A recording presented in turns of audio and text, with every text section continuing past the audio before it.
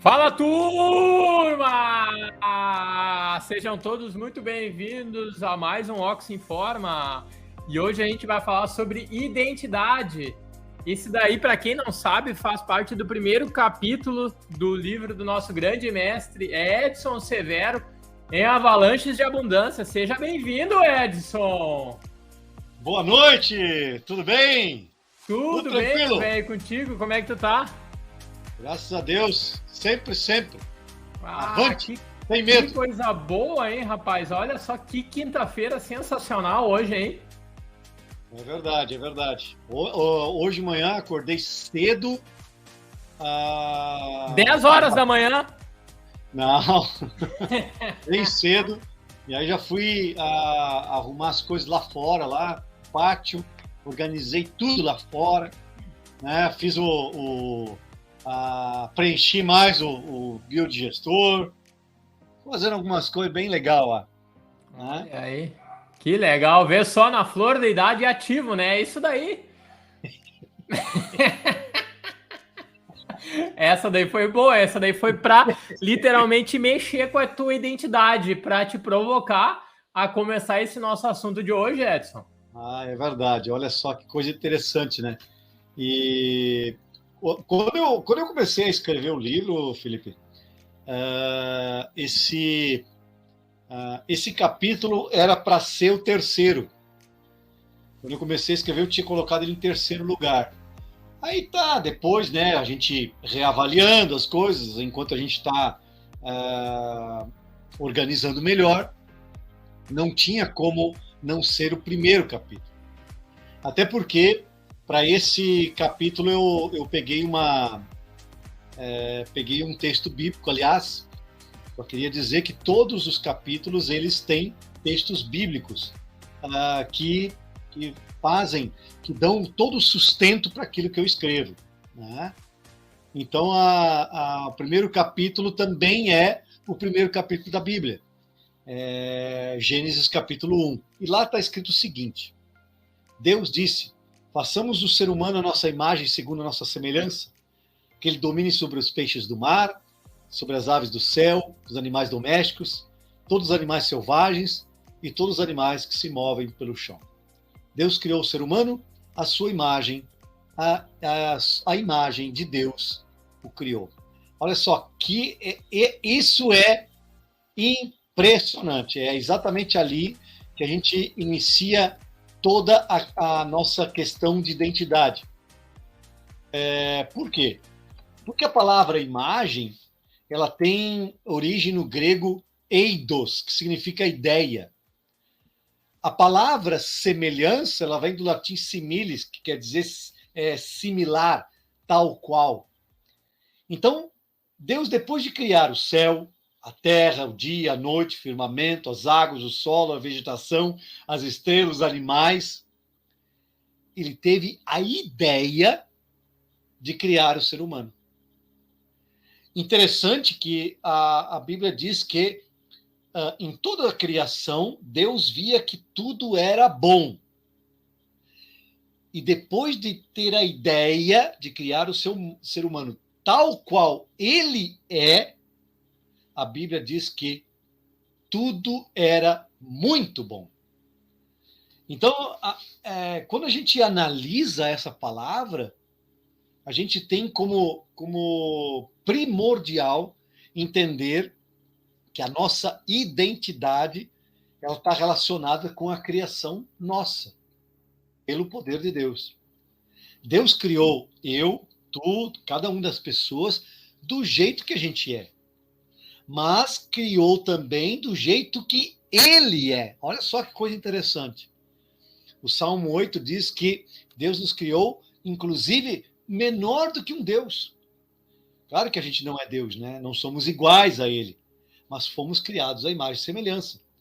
Somos diferentes entre nós, com a nossa própria identidade, a nossa individualidade, mas semelhantes a Deus. Isso é interessante. Em Êxodo 3,14 está escrito: eu sou aquele que sou. O que quer dizer isso? Olha só que coisa interessante. Tu já ouviu a expressão, né? Eu sou aquilo que eu sou. Já ouviu essa expressão alguma vez, não, Pedro? Bah, eu não vou te sacanear, mas desse jeito que tu falou, eu nunca ouvi. Não é É, sacanagem, tá? Mas nunca ouvi mesmo. é. Eu só. Muitas vezes, Não, pode muitas, falar. muitas vezes as pessoas dizem assim: não, não, não, não, eu sou aquilo que eu sou, Eu já né? ouvi assim, ó. Quer ver, ó? Eu sou assim desse jeito e ninguém me muda.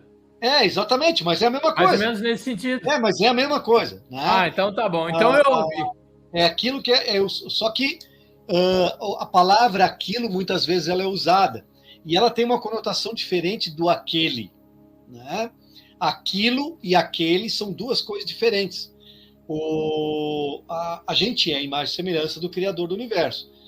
A palavra aquilo ela indica distância, né? E a palavra aquele significa proximidade. Então, quando a gente diz e nós não somos aquilo que somos, mas nós somos aquele que somos, né? A gente diz que somos próximos à imagem e semelhança daquele que nos criou. Portanto, aquele, tu, Felipe, é aquele que é. E é através da tua individualidade como pessoa que tu dignifica, enobrece e engrandece a imagem de Deus que está em você. Então, somos ideia do Criador para sermos tal qual Ele é, estar junto com Ele desde antes da criação do mundo. Eu gosto de brincar dizendo que a nossa idade cronológica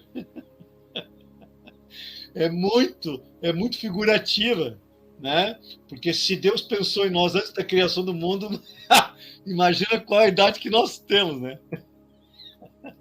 Isso daí eu lembro também de uma coisa. Às vezes perguntam assim: ah, essa água é novinha ou é água velha que já tá parada na garrafa? Água nova. A pessoa quer água nova. O que tu Pois acha? é, pois é. Mas é a panela velha que faz comida boa, né? Tem uma pergunta que eu faço no livro que é a seguinte: se Deus é perfeito e tudo que Ele faz é perfeito, o que nos criou do jeito que Ele é? Então, o que para nós falta para alcançarmos a perfeição? E eu cito uma frase do Pequeno Príncipe, Saint-Exupéry, ele fala que só se vê bem com o coração, só se vê bem com o coração. O essencial é invisível aos olhos. Então, por isso que a gente não enxerga Deus quando a gente se olha, né? Porque Deus é aquele que é invisível, né? Ele é o essencial da nossa identidade, né? É como a raiz da árvore. A gente não a vê, mas é ela que realiza na planta as maravilhas de desenvolvimento, né? Então, Deus realiza em nós as maravilhas, mesmo sendo invisível, né? Então, o que está faltando? Está faltando a gente saber e aceitar que a gente não precisa ser aquilo que o mundo diz para a gente ser, né? Deus nos ama do jeito que a gente é, Deus ama com a nossa personalidade, com o nosso temperamento, com o nosso caráter. Porém, tem algumas coisas importantes que a gente precisa entender, né?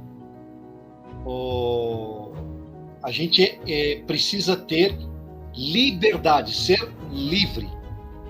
Porém, a liberdade ela tem relação direta com responsabilidade.